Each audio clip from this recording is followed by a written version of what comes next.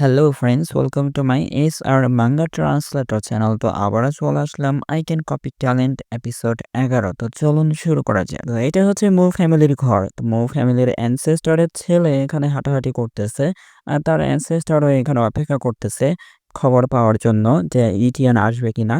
মৌ ফ্যামিলির সেই ডিকন এখানে দৌড়ে আসতেছে আর সাহায্যের জন্য চিৎকার করে বলতেছে, মৌ ফ্যামিলির লিডার আমাকে সাহায্য করুন কাউকে মারার জন্য। তো এটা শুনে মৌ ফ্যামিলির লিডার বলতেছে যে আমি তোমাকে পাঠিয়েছি কাউকে ইনভাইট করার জন্য, কাউকে মারার জন্য না। ডিকন বলতেছে, আমি যখন ইটিয়ানের কাছে গেছিলাম তখন ভালোভাবে তার সাথে কথা বলতেছিলাম আর ইনভাইট করতেছিলাম যে আমাদের মৌ ফ্যামিলিতে আসতে। কিন্তু সে যখনই মৌ ফ্যামিলির নাম শুনছে তখনই আমাকে বলছে বের হয়ে যাও এখান থেকে। লিডার এখানে রাগ হয়ে বলে, কি? তো ডিকন বলতেছে, সে শুধু আমাকে মারধরই করেনি, সে তোমার ইনভাইটের যে পত্রটা ছিল সেটাও এখানে ছিঁড়ে ফেলেছে। তো লিডার অনেক রাগ হয়ে যায় আর সেই অ্যানসেস্টরকে প্রেশারের মাধ্যমে উড়াইয়ে দেয়। আর লিডার বলে যে তার কত বড় সাহস যে আমাদের সাথে এভাবে কথা বলে। তো হঠাৎ অ্যানসেস্টরের কাশি শুরু হয় আর এটা দেখে লিডার তাড়াতাড়ি করে কাছে আসে আর ফাদার বলে ডাক দেয়। অ্যানসেস্টর বলে, আমি ঠিক আছি। তো লিডার এখানে সেই লোকটাকে যেতে বলে আর সেই লোকটা ইয়েস বলে এখান থেকে চলে যায়। লিডার ওষুধ বের করে আর অ্যানসেস্টরকে দেয় আর বলে, ফাদার আগে এই ওষুধটা খেয়ে নিন। অ্যানসেস্টর সেই ওষুধটা খেয়ে ফেলে আর বলে যে সেই পিঁপড়াদের যুদ্ধের ভেতরে আমি সিক্রেট আর্ট ব্যবহার করেছিলাম মনস্টারদের সাথে যুদ্ধ করার জন্য আর পালানোর জন্য, সেজন্য আমার শরীরে অনেক আঘাত লেগেছে। তো এটা খুবই খারাপ। এটা শুনে লিডার বলতেছে যে, ফাদার আপনি ঠিক হয়ে যাবেন, চিন্তা করবেন না। অ্যানসেস্টর বলে, আমার শরীর আমি ভালো বুঝি। আমি যখন মরে যাব তখন এই মু পরিবারের ভেতরে আর কোনো গ্রেট মার্শাল আর্টিস্ট থাকবে না। অ্যানসেস্টর বলে, তাহলে এটা হতে পারে সবচেয়ে বড় বিপর্যয়। লিডার বলে, তাহলে কি ইটিয়ান লিন ফ্যামিলির ইনভিটেশনের জন্য অপেক্ষা করছে? অ্যানসেস্টর বলে, লিন পরিবারের আগেই আমাদেরকে সেটা ছিনিয়ে নিতে হবে। যদি ইটিয়ান ইনভিটেশন গ্রহণ না করে তাহলে তাকে ধরে আনো। লিডার বলে যে ইটিয়ানের সারনেম তো আর সে একজন আউটসাইডার, সে কিভাবে আমাদের পরিবারের জন্য সেরাটা দেবে? অ্যানসেস্টর বলে একটা ওষুধ বের করে যে এই মেডিসিনের জন্যই ইটিয়ান সবকিছু করবে। অ্যানসেস্টর বলে এই ওষুধের মাধ্যমে ইটিএনের আত্মাকে বন্দি করা যাবে আর তাকে যে কোনো আদেশ দেওয়া যাবে আর সে সবকিছু করবে। এটা শুনে লিডার অবাক হয়ে বলে, কি সে সবকিছু করবে আর তার আত্মা বন্দি হয়ে যাবে? আর অ্যানসেস্টর বলে এই ওষুধটাকে পাহারা দাও ভালোভাবে।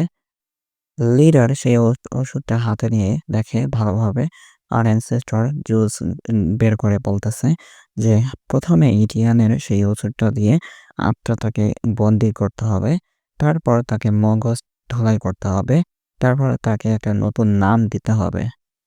ব্রেন ওয়াশ করার পর তাকে একটা ঠিকানা দেবে মু সারনেম দিয়ে আর নিজের অবৈধ ছেলে হিসেবে তৈরি করবে তাকে। ঠিক আছে? তো এটা শুনে লিডার অবাক হয়ে বলে, কি অবৈধ ছেলে? তো অ্যানসেস্টর বলে, হ্যাঁ, অবৈধ ছেলে হলে তোমার সবচেয়ে ভালো হবে। তার সারনেম যথেষ্ট না। তবে চিন্তা করো না, তোমার যে ফ্যামিলি হেড পজিশনটা আছে সেটা আর কেউ কেড়ে নিতে পারবে না। লিডার বলে, বাবা তুমি খুব বেশি ভাবতেছো। আমি আসলে ভয় পাচ্ছিলাম যে তোমার যে রেপুটেশন আছে, সম্মান আছে সেটা নষ্ট হয়ে যেতে পারে। তো এটা বলার পর লিডার বলে, এসব কথা বাদ দাও। অ্যানসেস্টর বলে, ঠিক আছে এসব কিছু তাড়াতাড়ি শেষ করো। তো লিডার বলে, ঠিক আছে আমি ট্যান এল্ডারের সাথে নিয়ে ইটিয়ানকে নিয়ে আসতে যাব। তারপর লিডার অনেক রাগ করে বলে, আমি বিশ্বাসই করতে পারতেছি না যে আমি এই ছোট্ট ইটিয়ানকে এখনো ধরতেই পারতেছি না। একজন অ্যাসাসিন চুপি চুপি করে ইটিয়ানের বোনকে ধরার জন্য ঘরে ঢুকছে। তো কানে ইয়ারফোনের রিপোর্ট শুনে নিচ্ছে, এ বোনকে ধরো, আত্মসমর্পণ করাও। অ্যাসাসিন বলে, ঠিক আছে ভাই, বোনকে ধরতে বের হচ্ছি।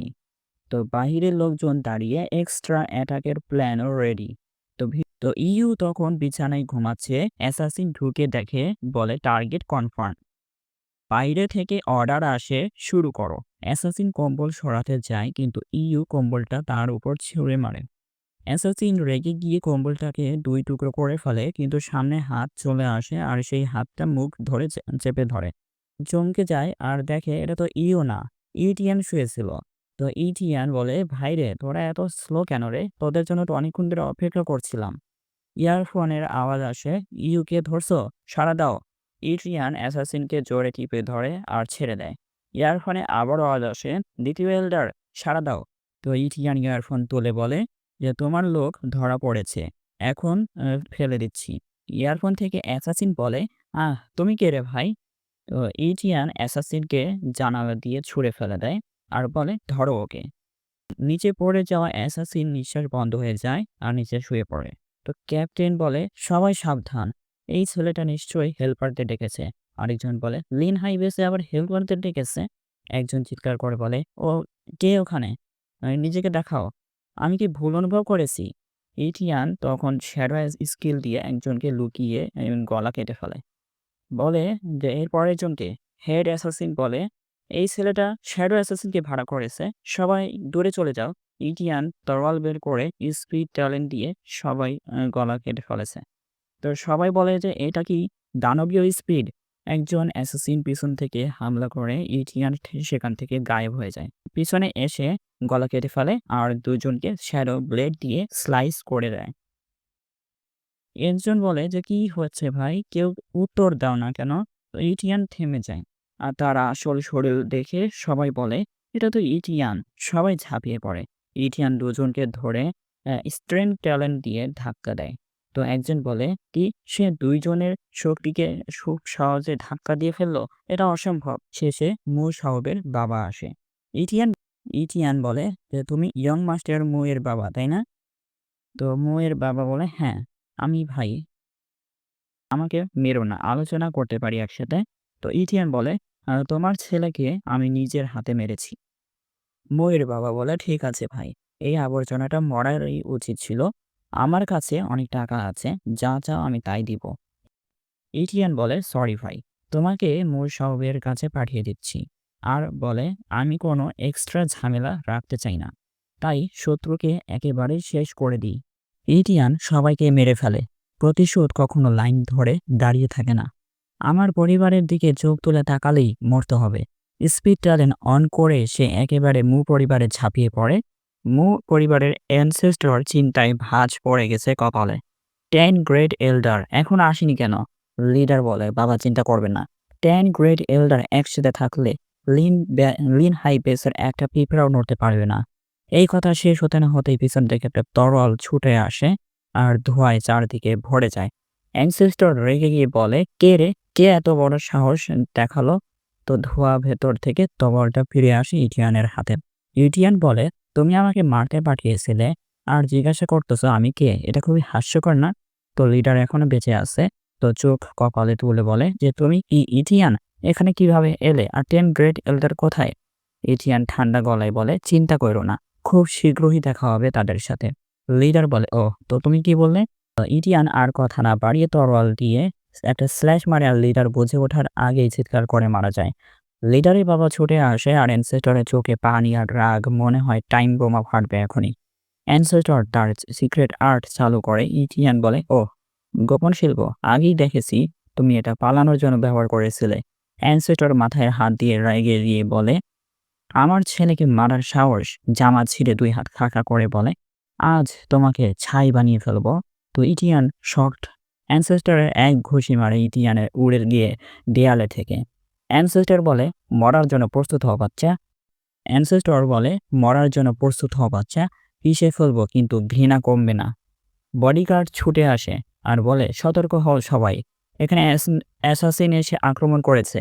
ইটিয়ান বলে দুইটা তরোয়াল ইটিয়ান দুইটা তরোয়াল বের করে বলে যখন তোমাদের লিডারকে মারলাম তখনই বুঝতে হবে যে মু পরিবারটা একদমই ময়লা আবর্জনা। অ্যানসেস্টর বলে তাকে মারো। সব বডিগার্ড ইয়েস স্যার বলে। ইটিয়ান শ্যাডো ব্লেড দিয়ে সবাইকে স্লাইস করে কেটে ফেলে। অ্যানসেস্টর বলে না, এটা হতে পারে না, এই ছেলেটা গ্রেট মার্শাল আর্টিস্টের কমব্যাট স্কিল আছে। ইথিয়ান বলে বড় কথা দেখি কতক্ষণ সিক্রেট আর্ট ধরে রাখতে পারো। অ্যানসেস্টর বলে অহংকারী হলো না বাচ্চা। তরোয়াল বের করে মহাযুদ্ধ শুরু হয়ে যায়। বাইরে দুইজন দাঁড়িয়ে দেখে আর বলে মো পরিবারে কি দুর্দান্ত মার্শাল আর্টিস্ট যুদ্ধ করছে। একজন বলে ইয়ং মাস্টার চলুন আমার গিয়ে একবার দেখে আসি। তো ইয়ং মাস্টার বলে এল্ডার জি আগেই যাওয়ার দরকার নেই, আমার মনে হচ্ছে এটা লিন পরিবার হতে পারে যে মুখোশের ভিতরে লুকিয়েছিল। আর এই ভিডিও এখানেই শেষ হয়ে যায়। ভিডিও ভালো লাগলে লাইক আর সাবস্ক্রাইব করতে ভুলবেন না আর কমেন্ট করে জানাবেন এই গল্পের আরও চ্যাপ্টার লাগবে কিনা।